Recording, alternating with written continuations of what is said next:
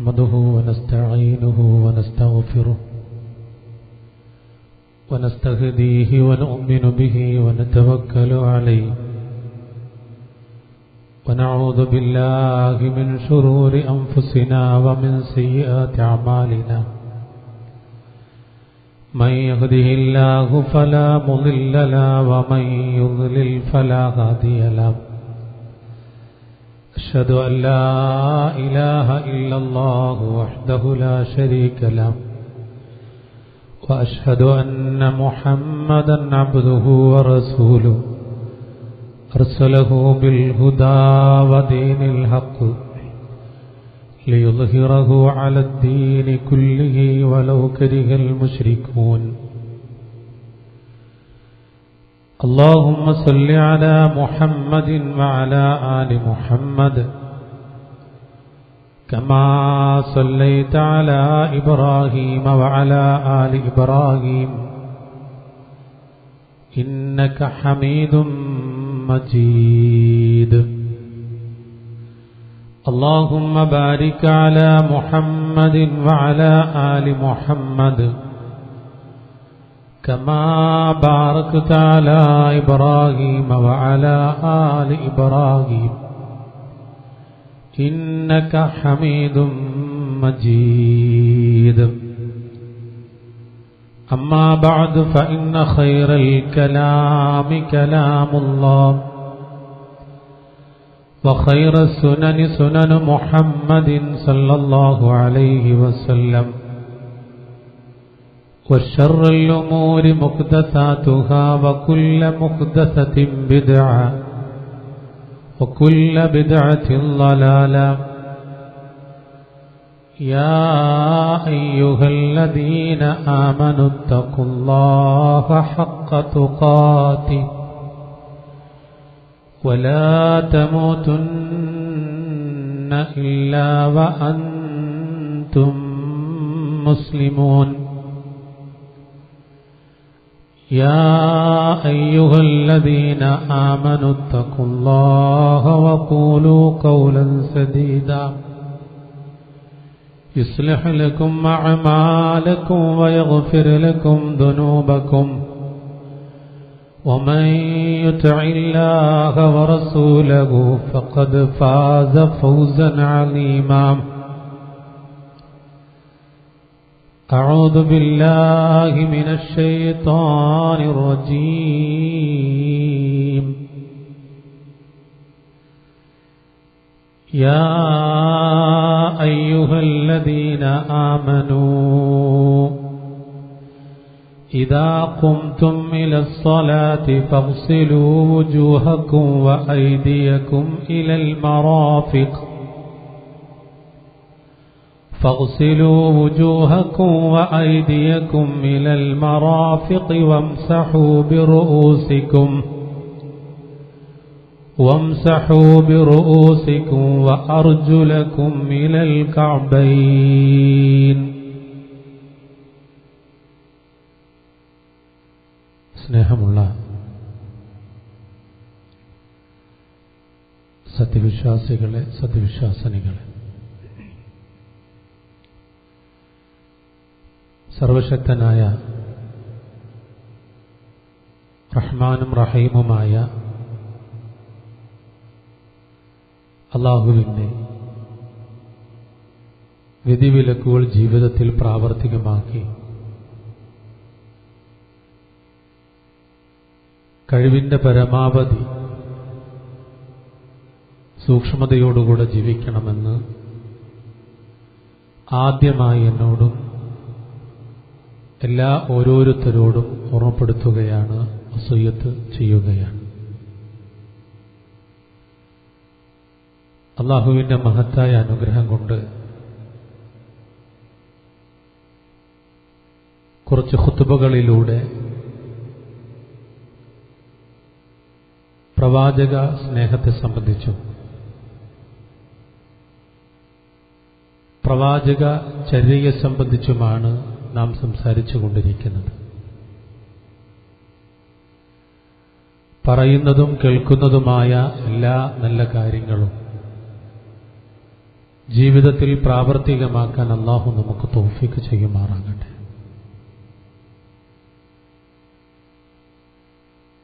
മഹാനായ പ്രവാചകൻ സല്ലല്ലാഹു അലൈഹി വസല്ലമയെ ഇഷ്ടപ്പെടുന്നവർ ദുനിയാവിലുള്ള മറ്റെന്തിനേക്കാളും ആ പ്രവാചകനെ നെഞ്ചോട് ചേർത്ത് സ്നേഹിക്കുന്നവർ മഹാനായ പ്രവാചകൻ സല്ലല്ലാഹു അലൈഹി വസല്ലമയുടെ ചര്യയോടൊപ്പം സഞ്ചരിക്കുന്നവരായിരിക്കും. ഇസ്ലാമിലെ എല്ലാ കർമ്മങ്ങളും അതിന്റെ വ്യക്തമായ രൂപം പ്രവാചകൻ സല്ലല്ലാഹു അലൈഹി വസല്ലമ നമുക്ക് കാണിച്ചു തരികയും അത് വിശദീകരിച്ച് നൽകുകയും ചെയ്തിട്ടുണ്ട്. അതുപോലെയാണ് അതെല്ലാം നിർവഹിക്കപ്പെടേണ്ടത്. അല്ലാഹു അതിന് തൗഫീഖ് ചെയ്യുമാറാകട്ടെ. ഇപ്പൊ നമസ്കാരത്തിന് വേണ്ടി നാം ഒരുങ്ങുമ്പോൾ ശുദ്ധിയാവുക എന്നത് അതിന്റെ നിബന്ധനയാണ്. ഇപ്പൊ നമസ്കാരത്തിൽ ശുദ്ധിയാവുക എന്നത് അതിന്റെ ഒരു കൈഫിയത്തായി അല്ലാഹുവിന്റെ റസൂല് പഠിപ്പിച്ചത് വുളു ആണ്.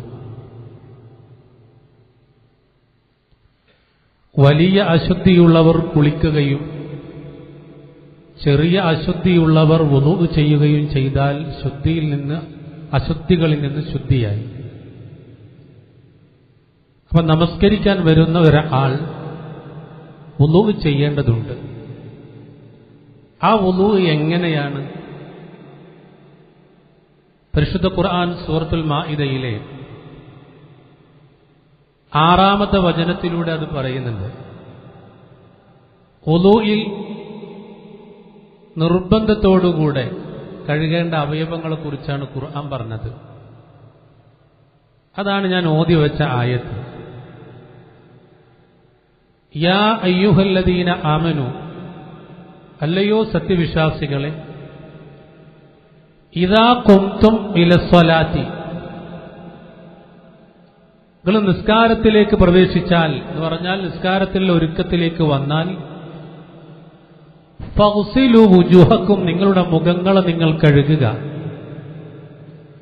വ ഐദിയക്കും ഇലൽ മറാഫിഖി, കൈകളെ മുട്ടുൾപ്പെടെ കഴുകുക, വംസഹൂ ബിറുഊസിക്കും, നിങ്ങളെ തല നിങ്ങൾ തടവേണ്ടതുണ്ട്, വ അർജുലക്കും ഇലൽ കഅബൈനി, ഞെരിയാണി ഉൾപ്പെടെ നിങ്ങളുടെ കാലുകൾ നിങ്ങൾ കഴുകണം. ഇതാണ് വുളുഇന്റെ അവയവങ്ങൾ, നിർബന്ധമായി കഴുകേണ്ടുന്ന അവയവങ്ങളായി ഖുർആൻ പറഞ്ഞത്. ഇപ്പൊ നമ്മുടെ മനസ്സിലേക്ക് ഒരു സംശയം വരികയാണ്. ഇവിടെ മുൻകൈ കഴുകിയിട്ടില്ല, വായിൽ വെള്ളം കൊപ്പിളിച്ചിട്ടില്ല, മൂക്കിൽ വെള്ളം കയറ്റിച്ചിട്ടില്ല, എത്ര തവണ ചെയ്യണമെന്ന് പറഞ്ഞിട്ടില്ല, ചെവി തടവാൻ പറഞ്ഞിട്ടില്ല.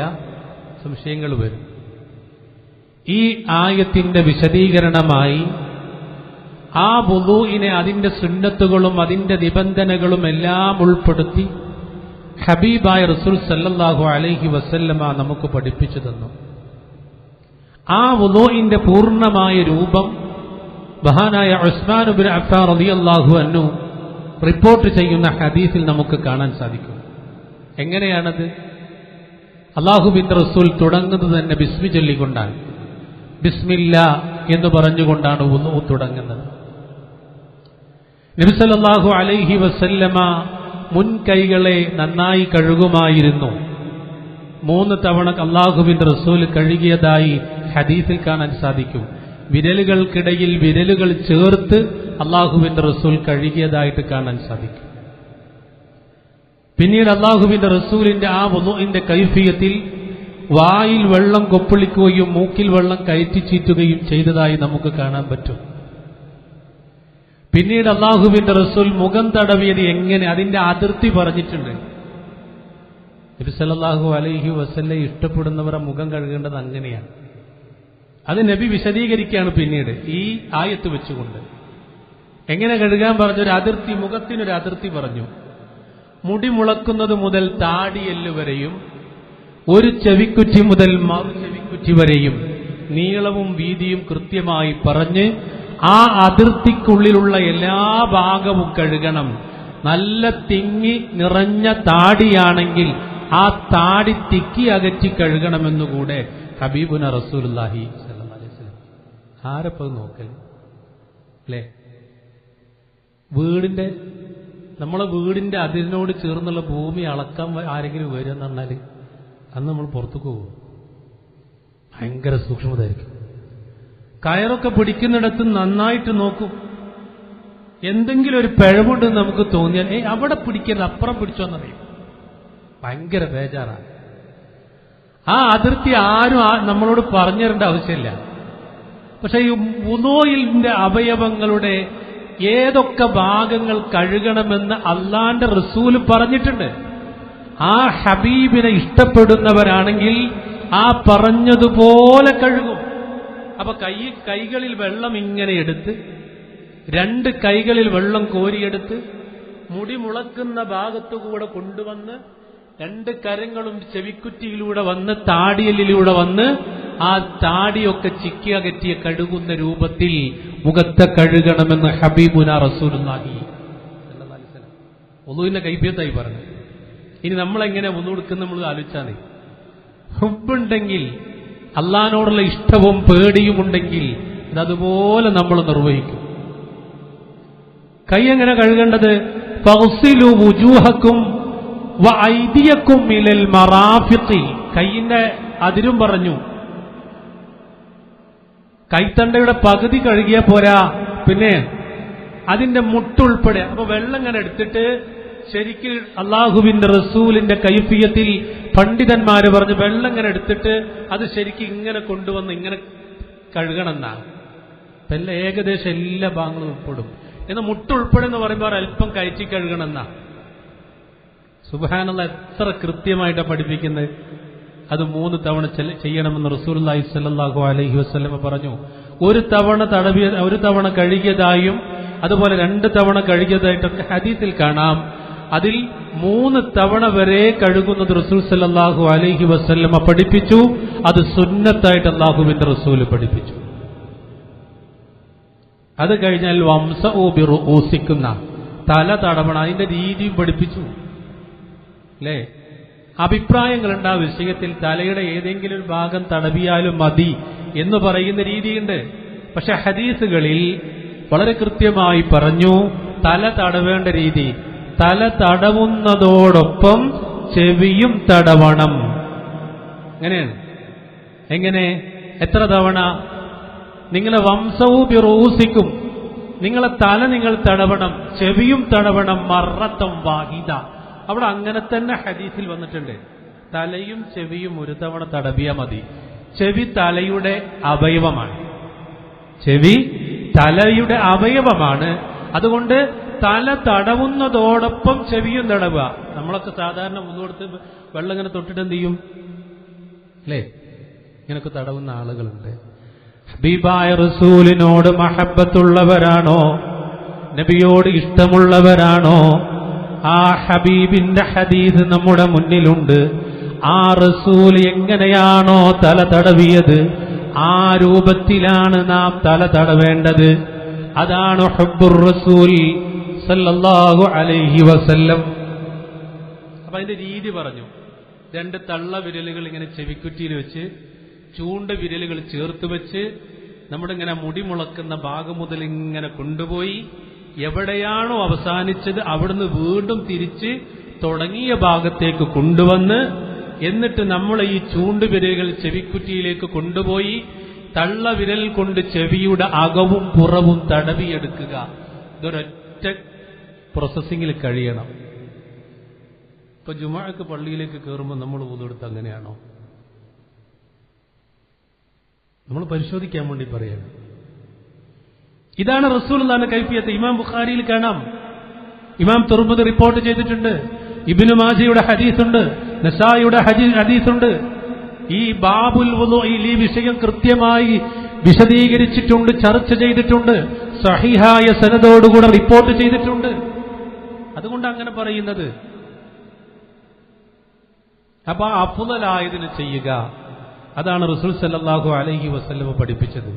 ഉസ്മാൻ ഇബ്നു അഫ്ഫാൻ റളിയല്ലാഹു അൻഹുവിനെ പോലെ ഒരു സ്വഹാബി, ഖുലഫാഉർ റാഷിദുകളിൽ മൂന്നാമനായ ഉസ്മാൻ ഇബ്നു അഫ്ഫാൻ നബി സല്ലല്ലാഹു അലൈഹി വസല്ലമയുടെ 2 പെൺമക്കളെ കല്യാണം കഴിച്ച് ദുന്നൂറൈൻ എന്ന പ്രത്യേകമായി നാമകരണം ചെയ്യപ്പെട്ട ആ ഒരു സ്വഹാബി റിപ്പോർട്ട് ചെയ്യുന്നത് നേരിൽ കണ്ടുകൊണ്ടാണ്. പിന്നെ അവിടെ ഒരു അഭിപ്രായ വ്യത്യാസത്തിന്റെ ആവശ്യമില്ല. നോക്ക് നിങ്ങൾ, ഇത് ശരിക്കും നമ്മുടെ ജീവിതത്തിലേക്ക് കൊണ്ടുവരണം. അള്ളാഹു തൗഫീഖ് ചെയ്യുമാറാകട്ടെ. ഇനി ഓതുകൊടുക്കുമ്പോൾ നമ്മൾ ശ്രദ്ധിക്കണം. എങ്ങനെ ശ്രദ്ധിക്കണം അല്ലേ? ലിമല്ല, അള്ളാഹുവിന്റെ റസൂല് പറയാൻ വുളൂ ഇല്ല ആർക്ക്? ലിമൻ ലം യദ്കുർ ഇസ്മല്ലാഹ്, അള്ളാഹുവിന്റെ പേര് പറയാത്തവന് വുളൂ ഇല്ല. അപ്പൊ വുളൂവിന്റെ തുടക്കത്തിൽ ബിസ്മില്ലാ എന്ന് പറയണമെന്ന് ഹബീബുനാ റസൂലുള്ളാഹി സല്ലല്ലാഹു അലൈഹി വസല്ലം പഠിപ്പിച്ചു. വേഗം കൊണ്ട് പൈപ്പ് തുറന്നിട്ടുണ്ട്, വേഗം കൊണ്ട് കഴുകലല്ല. ആ കൈഫിയത്ത് കൃത്യമായിട്ട് നമ്മളത് ചെയ്യണം. നമ്മൾ നോക്ക്, ആ വുളൂഹിന്റെ ആ അവസ്ഥയിൽ അതിന്റെ പ്രതിഫലം ആഗ്രഹിച്ചുകൊണ്ട് അവയവം കഴുകി നിസ്കാരത്തിലേക്ക് വരുമ്പോ നമ്മുടെ അവയവത്തിലെ ഓരോ പാപങ്ങളും, നമ്മുടെ കൈകളിലെ പാപങ്ങൾ, നമ്മുടെ കാലുകളിലെ പാപങ്ങൾ, നമ്മുടെ വായയുടെ പാപങ്ങൾ, നമ്മുടെ കണ്ണിന്റെ തെറ്റുകുറ്റങ്ങൾ എല്ലാം പൊറുക്കപ്പെടുകയാണെന്ന് ഹബീബുനാ റസൂലുള്ളാഹി. നിസാരമല്ല ഒരു വുളൂ. നാളെ പരലോകത്ത് അല്ലാഹ് അങ്ങനെ വിളിക്കും. എന്താ വിളിക്കുന്നറിയോ? കൈകാലുകൾ വെളുത്തവരേ എന്ന് വിളിക്കുന്നത് വുളൂ നന്നായി ശ്രദ്ധിച്ച് അത് കയറ്റി കഴുകിയ ആളുകളെയാണ് എന്ന് ഹബീബുനാ റസൂലുള്ളാഹി. അല്ലാഹു തൗഫീഖ് ചെയ്യട്ടെ. ഇനി അതിനുശേഷം ആയത്ത് വലിയ ആയത്താണ് കേട്ടോ, വലിയൊരായത്താണ്. അതിനെക്കുറിച്ചും പിന്നെ ശുദ്ധിയെക്കുറിച്ചും അതുപോലെ വെള്ളം കിട്ടിയിട്ടില്ലെങ്കിൽ എന്താ ചെയ്യുന്നത്, തയമ്മും ചെയ്യണമെന്നാണ്. ഇതൊക്കെ പഠിക്കണം നമ്മള്. വാഹനത്തിൽ യാത്ര ചെയ്യുമ്പോൾ ചിലപ്പോൾ വെള്ളം കിട്ടൂല. വെള്ളം ഇല്ലാത്തൊരു സ്ഥലത്ത് കൂടെ യാത്ര ചെയ്യണമെങ്കിൽ എങ്ങനെ തയമ്മും ചെയ്യണം. ഹബീബുനാ റസൂലുള്ളാഹി സ്വല്ലല്ലാഹു അലൈഹി വസല്ലം പഠിപ്പിച്ചു. ആ വാഹനത്തിന്റെ ഭിത്തിയിൽ കൈകൊണ്ടൊന്നമർത്തി അല്ലേ, എന്ത് ചെയ്താൽ മതി? മുഖവും മുൻകൈയും ഒന്ന് തടവിയാൽ മതി. അത് പരിശുദ്ധ ഖുർആൻ പറഞ്ഞിട്ടുണ്ട്. വളരെ കൃത്യമായി അല്ലാഹുവിന്റെ റസൂൽ ആ ആയത്തിലൂടെ പറയുന്നുണ്ട്. വഇൻ കുൻതും മർളാ ഔ അലാ സഫരിൻ ഔ ജാഅ അഹദും മിൻകും മിനൽ ഗായിതി ഔ ലാമസ്തുമുൻ നിസാഅ ഫലം തജിദൂ മാഅൻ ഫതയമ്മമൂ. വെള്ളം കണ്ടെത്തിയില്ലെങ്കിൽ എന്ത് ചെയ്യണം? തയമ്മും ചെയ്യണം. ഫലം തജിദൂ മാഅൻ ഫതയമ്മമൂ സഈദൻ ത്വയ്യിബ ഫംസഹൂ ബിവുജൂഹിക്കും വഅയ്ദിയക്കും മിൻ. തയമ്മും ചെയ്യേണ്ട കൈഫിയത്താണ് ആയത്തിലൂടെ പറഞ്ഞത്. മുഖവും മുൻകൈയും മാത്രം തടവിയുണ്ട്. അവിടെ ചൊറൊന്നും വേണ്ട, കാലുകൾ തടവണ്ട, അതേപോലെ തന്നെ കൈ തണ്ട തടവണ്ട, അതേപോലെ എന്ത് ചെയ്യേണ്ട? തല തടവണ്ട, ചെവി തടവണ്ട, ഒന്നും വേണ്ട. പിന്നെ ഒരടി വലത്തെ കൈയിന്റെയും ഇടത്തെ കൈയിന്റെയും ആ കൈ പിന്നെ മുൻകൈയിന്റെ പുറംഭാഗം ഒന്ന് തടവുക. ആദ്യം മുഖം തടവുക, പിന്നെ വലഭാഗം ഇടഭാഗം തടവുക. ബസ് ഖലാസ്. ആ തൈമൂന്റെ കൈഫിയത്താ ഖുർആനിൽ പറയുന്നത്. ഇങ്ങനെ ഇത് ജീവിതത്തിൽ സ്വായത്തമാക്കാൻ നമുക്ക് സാധിക്കണം. അല്ലാഹു തൗഫീഖ് ചെയ്യുമാറാകട്ടെ ഇൻഷാ അല്ലാഹ്. ഇനി അല്ലാഹുവിന്റെ റസൂൽ പറയണം.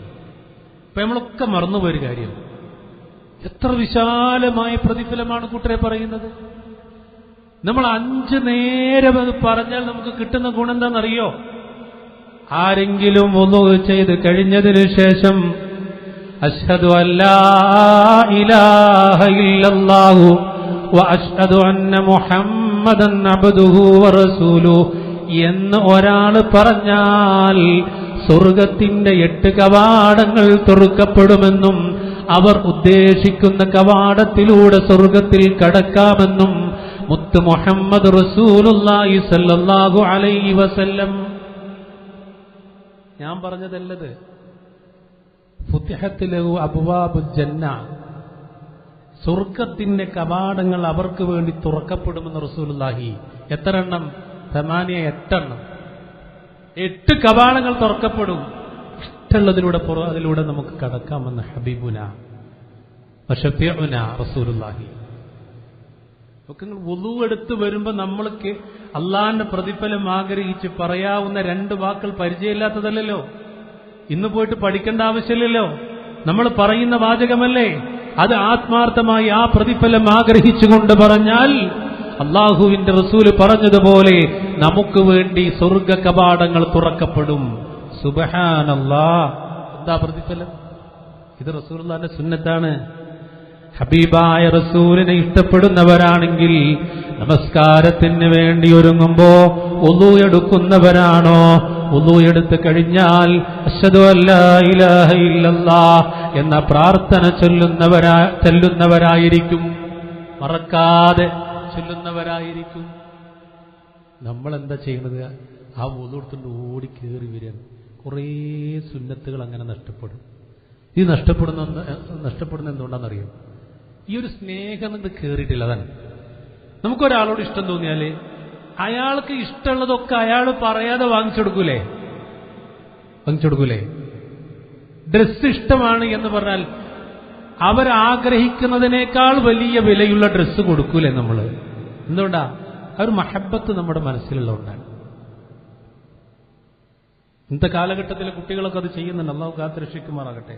ഹറാമിന്റെ സമ്മാനങ്ങളൊക്കെ കൊടുക്കുന്നത് ഇൻഷാ അല്ലാഹ് വരുന്നുണ്ട് നമ്മുടെ ഖുതുബയിൽ. അത് പറയാൻ അള്ളാഹു തൗഫീഖ് ചെയ്യുമാറാകട്ടെ. അപ്പൊ ആ ഒരു മഹബത്ത്, റസൂലുള്ളാഹിനോടുള്ള ഇഷ്ടം, ആ ഒരു മഹബത്ത്, മവദ്ദത്ത് നമ്മളിലേക്ക് കൊണ്ട് വന്നാൽ ആ ഹബീബ് പറഞ്ഞത് ചെയ്യാനുള്ള ഒരു ഇഷ്ടവും ഒരു ധൃതിയും ആ ഒരു എന്താ പറയാ ഒരു തുടർച്ചയും നമ്മളിലുണ്ടാകും. ഇല്ലെങ്കിൽ നമ്മളിങ്ങനെ ജീവിക്കാൻ.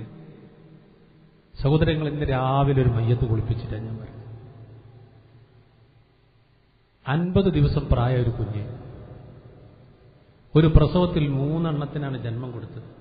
3 ആൺകുട്ടി. ഇന്നലെ രാത്രി വരെ ഒരു കുഴപ്പമില്ല. ആ ഉള്ളതിൽ ആരോഗ്യമുള്ള കുഞ്ഞാണ് മരിച്ചത്. തൊട്ട അയൽവാസിയാണ്. പാല് കൊടുക്കുമ്പോൾ ഒന്ന് ഉള്ളിൽ കയറിപ്പോയി. എടുത്ത് ഹോസ്പിറ്റലിൽ കൊണ്ടുപോയി പോകുന്ന വഴിക്ക് മരണപ്പെട്ടു. അതിനെ കുളിപ്പിക്കാൻ വേണ്ടി കൈത്തണ്ടയിൽ എടുക്കുമ്പോൾ കളിച്ചിരികളൊക്കെ അവസാനിപ്പിച്ച് ഉറങ്ങിക്കിടക്കുന്നത് പോലെ തോന്നി. കുറച്ചു കഴിഞ്ഞാൽ ആ കൈകാലുകളിട്ടടിച്ച് കളിച്ച് ചിരിക്കുന്ന കുട്ടിയായി തിരിച്ചു വരുമെന്നൊരു പ്രതീക്ഷ പോലെ മുഖത്ത് നോക്കിയപ്പോൾ ഒരു വല്ലാത്ത ഒരു എന്താ പറയാൻ വാക്കുകളില്ല. ആ 3 എണ്ണത്തിൽ നിന്ന് 1 പോയി. അല്ലാഹു സുബ്ഹാനഹു വ തആല കുടുംബത്തിന് ക്ഷമിക്കാനുള്ള മനസ്സ് നൽകട്ടെ. മനസ്സിലാവുണ്ടോ? അപ്പൊ അതുപോലൊക്കെ നമ്മളും കിടക്കേണ്ടതാണ്. ഞാൻ ഇടയ്ക്കിടയ്ക്ക് ഓർമ്മ പറയണമെന്നറിയും. ഓർത്താൽ ഇത് ശരിയാവുള്ളൂ. നമ്മൾ നന്നാവും ഒറ്റ മാർഗമുള്ളൂ, മരിക്കുന്നുള്ള ഓർമ്മ ഉണ്ടായിരുന്നു. ആ ഓർമ്മയിൽ നിന്ന് രക്ഷപ്പെടാനുള്ള മാർഗം എന്താ? അത്തിയുല്ലാഹ വ അത്തിയുർ റസൂല. അള്ളാഹുവിനെയും അള്ളാഹുവിന്റെ റസൂലിനെയും അനുസരിച്ചും അംഗീകരിച്ചും ഉൾക്കൊണ്ടും ജീവിക്കുക എന്നൊരൊറ്റ മാർഗം നമുക്ക് മുന്നിലുള്ളൂ. പ്രിയമുള്ളവരെ, അത് ചെയ്താൽ നമുക്ക് രക്ഷപ്പെടാൻ പറ്റും, അല്ലെങ്കിൽ രക്ഷപ്പെടാൻ പറ്റൂല. അതുകൊണ്ട് ഇൻഷാ അല്ലാഹ് ഈ നിസ്കാരത്തിന്റെ മുമ്പുള്ള വുളൂഇന്റെ ആ വിഷയങ്ങൾ ഇൻഷാ അല്ലാഹ് അതിന്റെ മറ്റു ഭാഗങ്ങളൊക്കെ അതിന്റെ ഷർത്തുകളും ഫർളുകളും മറ്റുമൊക്കെ ഇൻഷാ അല്ലാഹ് വിശദീകരിക്കേണ്ടതുണ്ട്. ഞാനിതിന്റെ തുടക്കം എന്ന നിലക്ക് പറഞ്ഞതാണ്, പ്രവാചകനോട് സ്നേഹമുള്ളവരാണെങ്കിൽ ആ ഒരു കൈഫിയത്ത് നമ്മൾ ഇങ്ങനെ ജീവിതത്തിൽ നിലനിർത്തണം. അല്ലാഹു തൗഫീഖ് ചെയ്യുമാറാകട്ടെ. ഇനി വുളൂഇന്റെ ശേഷമുള്ള പ്രാർത്ഥന നമ്മൾ മറക്കരുത്, അതിന്റെ ഒരു കൈഫിയത്തും മറക്കരുത്. ആ വുളൂഒക്കെ എടുക്കുമ്പോൾ നമ്മൾ എന്ത് ചെയ്യണം വെച്ചാൽ ആ തല തടവുന്ന രൂപം എങ്ങനെയാണ് അതേപോലെയാണ് തടവേണ്ടത്. അല്ലാഹു അതിന് തൗഫീഖ് ചെയ്യുമാറാകട്ടെ. ഇനി നബി സല്ലല്ലാഹു അലൈഹി വസല്ലം നിസ്കാരത്തെക്കുറിച്ച് പറഞ്ഞു. എത്ര കൃത്യമായിട്ട് റസൂൽ പഠിപ്പിച്ചത്. സല്ലൂ കമാ റഅയ്തുമൂനി ഉസല്ലി. നിങ്ങൾ നിസ്കരിച്ചോളി, ഞാൻ എങ്ങനെയാണോ നിസ്കരിച്ചത് അതുപോലെ നിങ്ങൾ നിസ്കരിക്കണം. അത് നമുക്ക് പഠിപ്പിച്ചു തന്നിട്ടുണ്ട്. നിസ്കാരത്തിലെ കൈക്കെട്ട് അത് തർക്കം കൂടാനുള്ളതല്ല കേട്ടോ, പഠിച്ചോളി. നമ്മുടെ നാട്ടിലൊക്കെ ഉണ്ട്, കൈ കെട്ടിയാൽ നമ്മൾ വിലയിരുത്തും. എന്താ വിലയിരുത്തൽ? ഓ മുജാഹിദാണ്, ജമാഅത്താണ്, അല്ലേ? ഓ കുറച്ച് കട്ടി കൂടിയ മുജാഹിദാണ്, ഓ സുന്നിയാണ്. ഓ സുന്നികളുടെ വിഭാഗം വരെ നമ്മൾ തരംതിരിക്കും കൈ കെട്ടിയിട്ട്. ഉണ്ടോ അല്ലേ? ഉണ്ട്. നമ്മൾ പള്ളിയിലൊക്കെ പോയിട്ട് വേറെ ഏതെങ്കിലും പള്ളിയിൽ പോയിട്ട് നമ്മളൊക്കെ നിസ്കരിക്കുന്ന അപ്പം ചെയ്യും, നിസ്കാരം കഴിഞ്ഞ് മറ്റുള്ള ആളുകൾ ചർച്ച ചെയ്യും. സുബ്ഹാനല്ലാഹ്. അങ്ങനെ ചർച്ച ചെയ്യേണ്ട ഒരു വിഷയമല്ല അത്. അള്ളാന്റെ റസൂൽ അത് പഠിപ്പിച്ചു. അള്ളാന്റെ റസൂൽ അത് പഠിപ്പിച്ചു. അല്ലാഹു അക്ബർ എന്ന് കൈകെട്ടിയാൽ വലത് കൈകൊണ്ട് ഇടത് കൈകന്റെ മണിബന്ധത്തെ വെച്ചിട്ട് എന്ത് ചെയ്യണം? നിങ്ങളെ നെഞ്ചത്ത് വെക്കണം. അതിന്റെ രൂപം പഠിപ്പിച്ചു. അത്രയേ ഉള്ളൂ. ഇതിനെന്തിനാ വലിയ തർക്കങ്ങൾ? ഇത് സ്റ്റേജ് കെട്ടി തർക്കം നടത്തേണ്ടതല്ലോ. ചില ആളുകൾ കൈ കെട്ടാതെ കൈ താഴത്തിയിടുന്നത് കാണാം. അതുകൊണ്ട് നിസ്കാരം ബാത്തിലാകുമോ? ഇല്ല. തക്ബീറത്തുൽ ഇഹ്റാമേ ഉള്ളൂ. നെഞ്ചത്ത് കൈ കെട്ടുക എന്നത് അതിന്റെ സുന്നത്തായി അല്ലാഹുവിന്റെ റസൂൽ പഠിപ്പിച്ചത്. അപ്പൊ ആ കൈ കെട്ടുന്നതിന്റെ ഒരു രീതി പഠിപ്പിച്ചു. ആ രീതിയിലാണെങ്കിൽ എന്തായി? അത് പൂർണ്ണമായി. അതുകൊണ്ട് ആ നെഞ്ചത്ത് വലത് കൈ ഇടത് കൈയിന്റെ ആ മണികണ്ഠത്തിൽ അങ്ങനെ പറയാം. ഒന്നുകിൽ പിടിക്കാം അല്ലെങ്കിൽ വെക്കാം. ആ രൂപത്തിൽ ചില സന്ദർഭങ്ങളിൽ ഇങ്ങനെയൊക്കെ കാണാം. അതൊക്കെ ഒഴിവാക്കുക. ഇങ്ങനൊരു രീതി അല്ലാഹുവിന്റെ റസൂൽ പഠിപ്പിച്ചിട്ടില്ല അല്ലേ? അത് വല്ലാതെ താഴ്ത്തിക്കൊണ്ടിട്ട് വെക്കുന്ന രീതി പഠിപ്പിച്ചിട്ടില്ല. അങ്ങനെ ഒരു വികൃതമായ രൂപത്തിലേക്ക് അല്ലാഹുവിന്റെ റസൂൽ പഠിപ്പിച്ചിട്ടില്ല. അവിടെ റസൂൽ എങ്ങനെയാണോ പഠിപ്പിച്ചത് അത് നമ്മൾ സ്വീകരിക്കുക. അപ്പൊ നിസ്കാരത്തിലേക്ക് വന്ന് നിൽക്കാൻ കഴിവുള്ളവൻ നിൽക്കുന്ന രീതിയൊക്കെ എങ്ങനെയാണ്? കാലൊന്നും വല്ലാതെ വൈഡായിട്ട് വെക്കാൻ പാടില്ല. നമ്മുടെ ഷോൾഡർ എങ്ങനെയാണ്? ആ ഷോൾഡറിന് താഴെ വരണം നമ്മുടെ കാല്. മനസ്സിലായില്ലേ? വല്ലാണ്ട് അടുപ്പിച്ച് നിൽക്കാൻ പാടില്ല, വല്ലാണ്ട് എന്ത് ചെയ്യാൻ പാടില്ല, സ്റ്റാൻഡറ്റീസിൽ നിൽക്കാൻ പാടില്ല. നോക്ക് നിങ്ങൾ, ആ ഒരു അമല് എങ്ങനെയാകണം? സല്ലൂ കമാ റഅയ്തുമൂനി ഉസല്ലി, ആ ഹബീബിൽ നിന്ന് പഠിച്ചതുപോലെ നിസ്കരിക്കണം. അപ്പോഴേ അള്ളാഹു അതിന് കൂലി തരുള്ളൂ എന്നാണ്. എന്നിട്ട് അങ്ങനെ ഒതുങ്ങി നമ്മൾ നിന്ന് നിസ്കരിക്കണം. ബാഹികമായ എല്ലാ ചലനങ്ങളും ഒഴിവാക്കണം. അതുകൊണ്ടാണ് ആ നിസ്കാരത്തിന്റെ ഫർളുകളും അതിന്റെ വാജിബാത്തുകളൊക്കെ പറയുന്നിടത്ത് കൃത്യമായി പറഞ്ഞത് അനക്കമടങ്ങ് തുമഈനത്ത് വളരെ അനിവാര്യമാണ്. അനാവശ്യമായ ചലനങ്ങൾ പാടില്ല നിസ്കാരത്തിൽ. അല്ലേ? നിന്നിട്ട് എന്ത് ചെയ്യുക? കുറച്ച് അങ്ങോട്ട് നിൽക്കുക. അതേപോലെ തന്നെ കൈകൾ അഴിച്ച് ഇങ്ങനെ, അല്ലേ? ആ രൂപമൊക്കെ ഒഴിവാക്കണം എന്നാണ്. ഇതിനെക്കുറിച്ചൊക്കെ പണ്ഡിതന്മാർ കുറേയേറെ ചർച്ച ചെയ്തിട്ടുണ്ട്. വളരെ അച്ചടക്കത്തോടുകൂടെ എന്റെ റബ്ബിന്റെ മുന്നിലാണ് നിൽക്കുന്നതെന്ന ബോധത്തോടുകൂടെ ആ രൂപത്തിൽ നാം അല്ലാഹുവിന്റെ മുന്നിൽ നിസ്കരിക്കുക. എന്താ പ്രാരംഭ പ്രാർത്ഥന എന്നറിയോ? പല പ്രാർത്ഥനകളുമുണ്ട്. അതിലൊരു പ്രാരംഭ പ്രാർത്ഥന നമ്മളൊക്കെ പണ്ട് പഠിച്ചതാ. വജ്ജഹ്തു വജ്ഹിയ ലില്ലദീ ഫത്തറസ് സമാവാതി വൽ അർള്. അല്ലേ? ആകാശഭൂമികളുടെ അതിനെ സൃഷ്ടിച്ച റബ്ബേ, നിന്റെ മുന്നിലേക്ക് എന്റെ മുഖത്ത് ഞാൻ തിരിച്ചിരിക്കുന്നു. അപ്പൊ അച്ചടക്കം അവിടെ കാണണം. അങ്ങനെ കൈകെട്ടി നിന്ന് പ്രാരംഭ പ്രാർത്ഥന തുടങ്ങുക. അഊദുക ചൊല്ലി എന്നിട്ട് പ്രാരംഭ പ്രാർത്ഥന തുടങ്ങുക. അല്ലാഹുമ്മ ബാഇദ് ബൈനി എന്ന് തുടങ്ങുന്ന പ്രാർത്ഥനയുണ്ട്. വജ്ജഹ്തു വജ്ഹിയ ലില്ലദീ ഫത്തറസ് സമാവാത് എന്ന് തുടങ്ങുന്ന പ്രാർത്ഥനയുണ്ട്. ആ പ്രാർത്ഥന തുടങ്ങി ഫാത്തിഹ ചൊല്ലി പിന്നെ സൂറത്ത് ചൊല്ലി അങ്ങനെ അതിന്റെ ഒരു ഘടനയോടുകൂടെ അങ്ങനെ നിസ്കരിക്കുക. ഇൻഷാ അല്ലാഹ് അതൊക്കെ വിശദീകരിക്കുന്നുണ്ട്. അപ്പൊ എങ്ങനെയാണോ ആ റസൂൽ നിസ്കരിച്ച് അതുപോലെ നിസ്കരിക്കണം. എങ്ങനെയാണോ സഫ് കെട്ടിയത് അങ്ങനെ സഫ് കെട്ടണം. ചില സ്ഥലത്തൊക്കെ പോയ സഫ് കെട്ടുന്നത് കണ്ട സങ്കടം തോന്നും. ഒരാൾ സെന്ററിൽ നിന്നിട്ടുണ്ടാവും, പിന്നെ വന്നവരൊക്കെ ഇങ്ങനെ ഒരു സൈഡിലേക്കാണ് പോയിട്ടുണ്ടാവും, ഒരു സൈഡ് കാലിയാവും. അങ്ങനെയല്ല പറഞ്ഞത്. ഒരാൾ വലതുണ്ടെങ്കിൽ ഒരാളെ ഇടത്, പിന്നെ വലത്, പിന്നെ അങ്ങനെ ഒരു സഫിനെ ക്രമപ്പെടുത്തണമെന്ന് ഹബീബുനാ റസൂലുള്ളാഹി. ചേർന്ന് നിൽക്കണം ഹബീബുനാ റസൂലുള്ളാഹി. മടമ്പുകൾ ചേർത്ത് വെച്ച് തോളോട് തോള് ചേർന്ന് നിൽക്കണം മുത്തു റസൂൽ സല്ലല്ലാഹു അലൈഹി വസല്ലം. എന്ത് രസാ നിൽക്കുന്നറിയോ? അതുകൊണ്ടാണ് പലപ്പോഴും പുറമേയുള്ള മുസ്ലിങ്ങളല്ലാത്ത ആളുകൾ പലപ്പോഴും കണ്ടാൽ ഇങ്ങനെ അത്ഭുതത്തോടുകൂടെ നമ്മുടെ നമസ്കാരത്തെക്കുറിച്ച് ഇങ്ങനെ നോക്കിക്കാണുന്നത്. അങ്ങനെ ഒരു അമല്, അങ്ങനെ ഒരു ആരാധന എവിടെയും കാണില്ല. പണ്ട് സ്കൂൾ ഓഫ് ഖുർആനിലെ ചെറിയ മക്കളുമായിട്ട് ഒരു പഠനയാത്ര പോയി. ആ പഠനയാത്രയിൽ നമസ്കാരത്തിന്റെ സമയം വന്നപ്പോൾ ഒരു മൈതാനിയിൽ എന്റെ ഓർമ്മയിലുള്ളത് മലമ്പുഴ ഡാമിന്റെ ആ ഭാഗത്തുള്ള ഒരു മൈതാനിയിൽ വുളൂവെടുത്ത് ഞങ്ങളെല്ലാം നമസ്കരിക്കാൻ നിന്നു. നമസ്കാരം തുടങ്ങി. കുറച്ച് കഴിയുമ്പോഴേക്കും അതിനു ചുറ്റും അവിടെയുള്ള ആളുകളൊക്കെ ഇങ്ങനെ വന്ന് നോക്കാൻ തുടങ്ങി. അതിൽ മുസ്ലിങ്ങൾ വരെയുണ്ട്.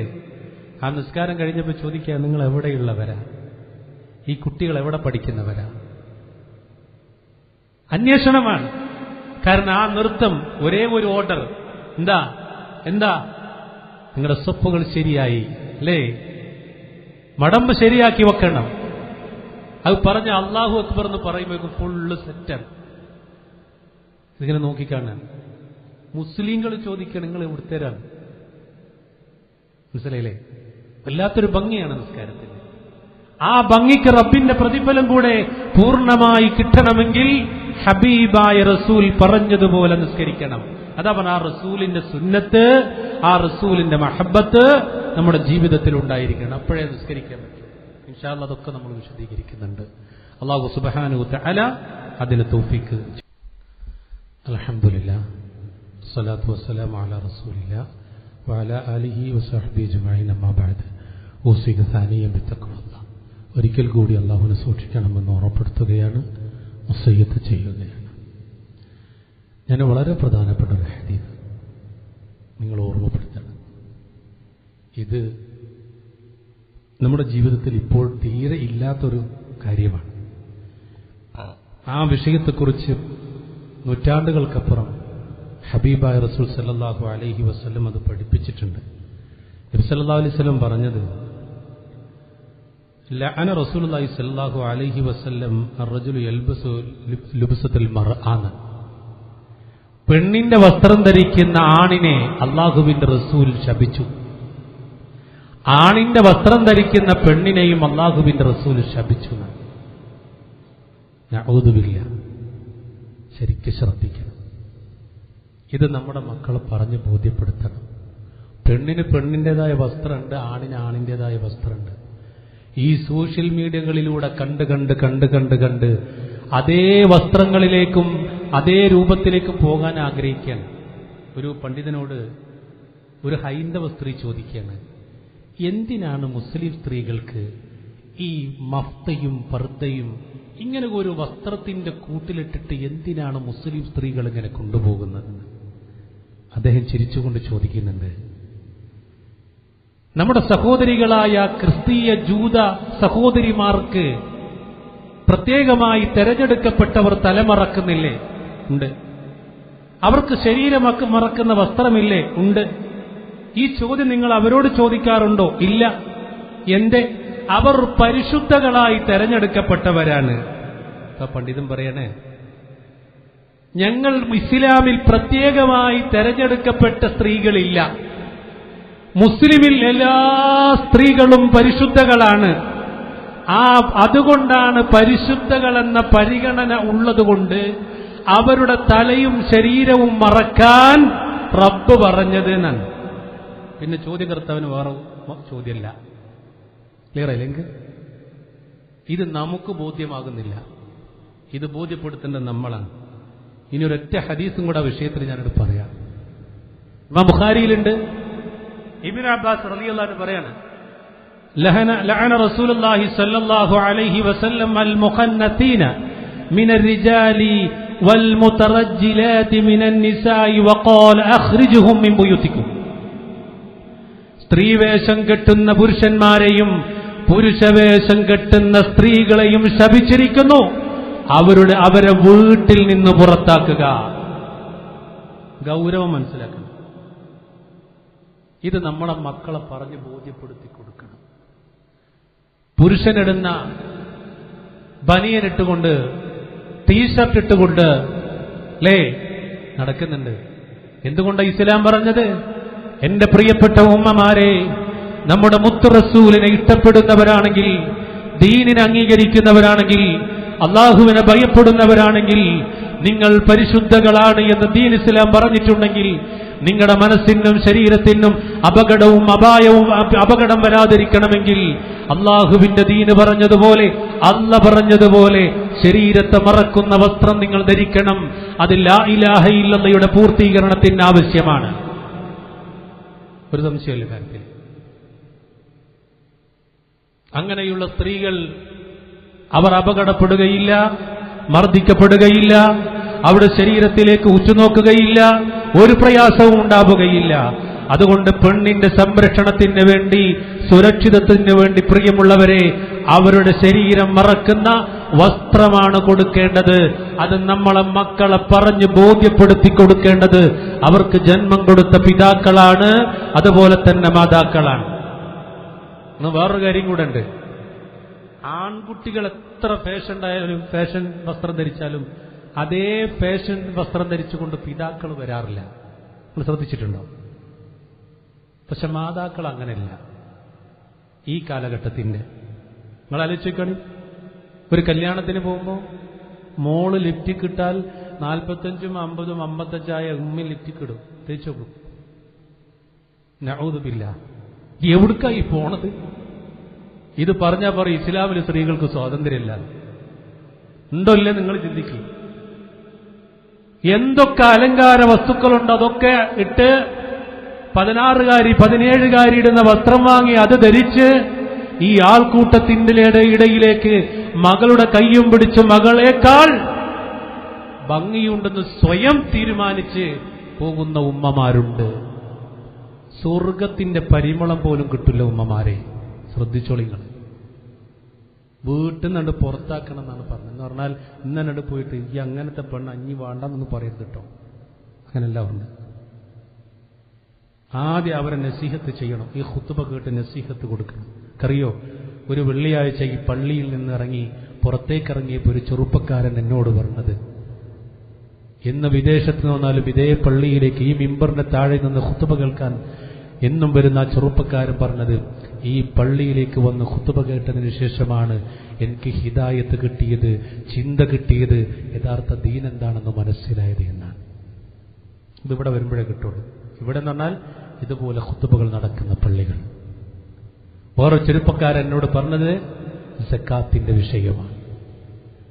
സക്കാത്തിന്റെ വിഷയത്തിൽ ഞാൻ അറിഞ്ഞു, അതുകൊണ്ട് കണക്ക് കൂട്ടി എനിക്ക് സക്കാത്ത് കൊടുക്കണം, പറഞ്ഞു തരണമെന്ന് പറഞ്ഞ ഒരു ചെറുപ്പക്കാരൻ 1.5 മാസങ്ങൾക്ക് മുമ്പ് ഇതേ പള്ളിയുടെ മുമ്പാരത്ത് വെച്ച് സംസാരിച്ചിട്ടുണ്ട്. എന്തുകൊണ്ടാണെന്നറിയോ? ആ വിഷയത്തെക്കുറിച്ചാണ് കേൾക്കുമ്പോഴാണ് മാറ്റമാണ്. അല്ലാഹു സുബ്ഹാനഹു വ തആല അതിന്റെ പ്രതിഫലം അവർക്കും അതിന് കാരണക്കാരായ നമുക്കും എല്ലാവർക്കും അല്ലാഹു നൽകാൻ ഗ്രഹിക്കുമാറാകട്ടെ. അതുകൊണ്ട് ഈ തരത്തിലുള്ള അള്ളാഹുവിന്റെ ദീനിന്റെ വിശദീകരണങ്ങൾ മാറ്റമുണ്ടാക്കും. യാതൊരു സംശയവുമില്ല. അതുകൊണ്ട് നമ്മുടെ മക്കളുമായി കൂടിയാലോചിക്കുക, അവരുടെ സംശയങ്ങൾക്ക് കൃത്യമായ മറുപടി കൊടുക്കുക. എന്തുകൊണ്ടാണ് വസ്ത്രം ഈ രൂപത്തിലാകണമെന്ന് പറഞ്ഞതിന്റെ വ്യക്തമായ മറുപടി പരിശുദ്ധ ഖുർആനിലുണ്ട്.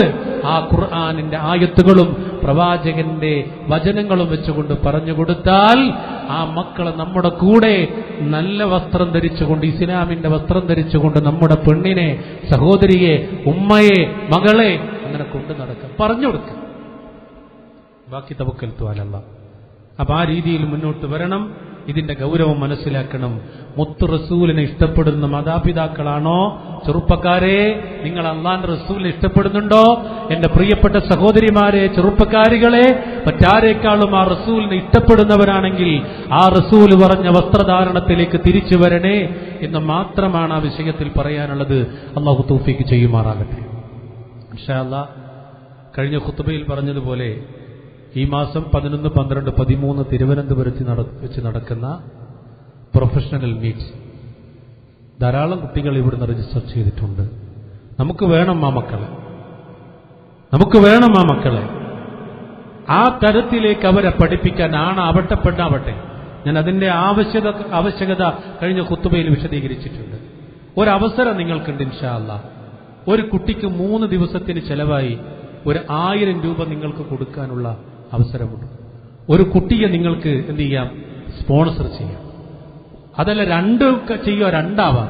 നിങ്ങൾക്ക് പറ്റുന്നത് നിങ്ങൾക്ക് സ്പോൺസർ ചെയ്യാം. അങ്ങനെ ഒരു 1000 രൂപ കൊടുത്തൊരു കുട്ടിയെ സ്പോൺസർ ചെയ്ത് ആ കുട്ടി ഹിദായത്തിന്റെ മാർഗത്തിലൂടെ സഞ്ചരിച്ച് ഈ നാടിനും നാട്ടാർക്കും രാജ്യത്തിനും ഒരു പ്രകാശമായി, വെളിച്ചമായി, ദീനിന്റെ യുവാവായി മാറിയാൽ നാളെ ഖബറിലേക്കുള്ള വല്ലാത്ത സമ്പാദ്യമാണ് എന്ന് മനസ്സിലാക്കണം. കുറേയേറെ ആയിരങ്ങൾ നമുക്ക് നഷ്ടപ്പെട്ടിട്ടുണ്ട്. തിരിച്ച് കിട്ടിയിട്ടില്ല, ലാഭട്ട് കിട്ടിയിട്ടില്ല, പോയതൊക്കെ പോവുകയും ചെയ്തു, അതിന്റെ പിന്നിൽ വേദനിക്കുകയും ചെയ്തു. ഇതൊരിക്കലും വേദനിക്കൂല. നമുക്ക് എന്നും അതിന്റെ പേര് സന്തോഷിക്കാനുള്ള വകയുണ്ടാകും. അതുകൊണ്ട് ആ റബ്ബിന്റെ പ്രതിഫലം ആഗ്രഹിച്ച്, ആ ഒരു ചെറുപ്പക്കാരിയുടെ നല്ല ഭാവി ആഗ്രഹിച്ച്, നമ്മുടെ മക്കളെ പോലെ കണ്ട്, നമ്മുടെ അള്ളാഹു നൽകിയ സമ്പത്തിനൊരു വിഹിതം അള്ളാന്റെ മുതലല്ലേ, അതിനൊരു കുറച്ച് അള്ളാന്റെ മാർഗത്തിലേക്ക് 1-2 കുട്ടികൾക്ക് പറ്റുന്ന രൂപത്തിൽ ഇൻഷാ അള്ളാഹ് നിങ്ങൾ സ്പോൺസർഷിപ്പ് ഏറ്റെടുത്തുകൊണ്ട് ആ ഉത്തരവാദിത്വം ഏറ്റെടുക്കുക. അത് ഇൻഷാ അള്ളാഹ് നാളെ പരലോകത്തേക്കുള്ള ഖൈർ തന്നെയാണ്, പരലോകത്തേക്കുള്ള സമ്പാദ്യമാണ്. ആ സമ്പാദ്യത്തിനുള്ള ഈ അവസരത്തെ നിങ്ങൾ ഉപയോഗപ്പെടുത്തുക. എല്ലാവർക്കും ആണും പെണ്ണും എന്ന വേർതിരിവില്ലാതെ ഉമ്മമാരെ നിങ്ങൾക്കും അവസരമുണ്ട്. നിങ്ങളുടെ കരങ്ങളിൽ നിങ്ങളുടേതായ സമ്പത്തുണ്ടെങ്കിൽ അത് ചെലവഴിക്കാൻ നിങ്ങൾക്ക് അധികാരമുണ്ട്. അതുകൊണ്ട് ഇൻഷാ അള്ളാഹ് ആ രൂപത്തിൽ നിങ്ങൾ അതിനെക്കുറിച്ച് ചിന്തിക്കുകയും ഈ അവസരം ഉപയോഗപ്പെടുത്തുകയും ചെയ്യുക. അള്ളാഹു അതിന് തൗഫീക്ക് ചെയ്യുമാറാകട്ടെ. അള്ളാഹു നമ്മുടെ ചെറുതും വലുതുമായ പാപങ്ങൾ അള്ളാഹു പുറത്ത് അവൻ ഇഷ്ടപ്പെടുന്നവരുടെ കൂട്ടത്തിൽ ഉൾപ്പെടുത്തുമാറാകട്ടെ. അള്ളാഹു സുബ്ഹാനഹു വ തആല മാരക രോഗങ്ങൾ കൊണ്ട് ബുദ്ധിമുട്ടുന്നവർക്ക് അള്ളാഹു ശിഫ നൽകി അനുഗ്രഹിക്കുമാറാകട്ടെ. അള്ളാഹു സുബ്ഹാനഹു വ തആല നമ്മളിന്ന് മരണപ്പെട്ടു പോയവർക്ക് മഗ്ഫിറത്തും റഹ്മത്തും പ്രദാനം ചെയ്ത് അനുഗ്രഹിക്കുമാറാകട്ടെ. അള്ളാഹുവെ, പരിശുദ്ധ ഖുർആൻ അത് പഠിക്കാൻ, അതിന്റെ പ്രവാചക സുന്നത്ത് പഠിക്കാൻ ഞങ്ങൾക്ക് നീ തൗഫീക്ക് നൽകണം റഹ്മാനെ. ദിവസത്തിൽ ഒരല്പസമയം അതിനുവേണ്ടി മാറ്റിവെക്കാൻ, ഖുർആൻ പഠന ക്ലാസുകളിലേക്ക് വരാൻ അല്ലാഹു അതിനുള്ള മനസ്സ് ഞങ്ങൾക്ക് നീ നൽകണം റഹ്മാനെ. ഈമാൻ നീ നൽകണം റഹ്മാനെ. നല്ല രൂപത്തിൽ നല്ല രീതിയിൽ ഈ ചുറ്റുപാടുകളിലെ എല്ലാ തിന്മകളിൽ നിന്നും മ്ലേച്ഛത്തരങ്ങളും വിട്ടുനിന്ന് ജീവിക്കാൻ തൗഫീക്ക് നൽകണം റഹ്മാനെ.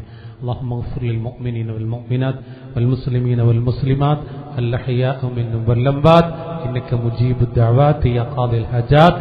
اللهم أجرنا من النار، اللهم أجرنا من النار، اللهم أجرنا من النار. ربنا آتنا في الدنيا حسنة وفي الآخرة حسنة وقنا عذاب النار. ربنا تقبل منا